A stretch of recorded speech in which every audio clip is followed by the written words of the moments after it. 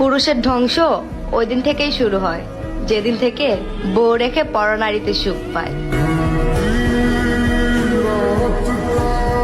কাউকে টাকা ধার দিতে চাচ্ছেন, একটু ভেবেচিন্তে দিয়েন, কারণ আপনি যখন ধার দেওয়া টাকা ফেরত চাইতে যাবেন তখন আপনাকে ভিখারির মতন দাঁড়িয়ে থাকতে হবে, আর যে টাকা নিয়েছে সে মালিকের মতন তারিখের পর তারিখ দিবে।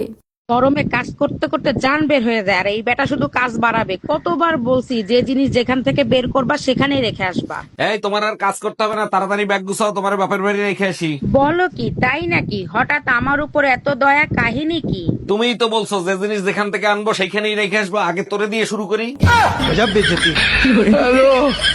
একটা মেয়ে ঠিক তখনই সুখী হয় যখন তার স্বামী তাকে বুঝে, তার কথার গুরুত্ব দেয়, তাকে যত্ন করে আগলে রাখে। পরিবারের বাকি সদস্যরা যেমনই হোক না কেন, স্বামী ঠিক তো দুনিয়া ঠিক। আর স্বামী যদি ভালো হয় তাহলে মেয়েরা লবণ ভাতেও খুশি থাকে।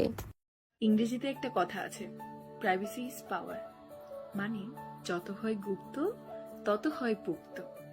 তার মানে হচ্ছে আপনি যখন কোনো বড় একটা পদক্ষেপ নিচ্ছেন তখনও আপনি চুপ থাকবেন, আপনি যখন কোনো রিলেশনশিপে আছেন তখনও চুপ থাকবেন, আপনি যখন বাড়ি কিনতে যাচ্ছেন তখনও চুপ থাকবেন, আপনার কাজটা যখন সম্পূর্ণ হয়ে যাবে তখন আপনি কথা বলবেন।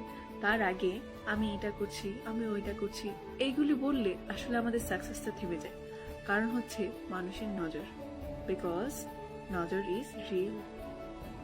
ধনী আর গরিবের মধ্যে পার্থক্য একটাই, ধনীরা খাবার হজম করার জন্য দৌড়ায় আর গরিবরা খাবার জোগানোর জন্য দৌড়ায়। হ্যাঁ, এটাই বাস্তব। জানেন, আমার স্বামী সবই বুঝে, কিভাবে ভালো ছেলে হওয়া যায়, কিভাবে ভালো ভাই হওয়া যায়, কিভাবে ভালো একজন বাবা হওয়া যায়, কিন্তু স্বামী আমার এইটা বুঝে না যে কিভাবে ভালো একজন স্বামী হওয়া যায়।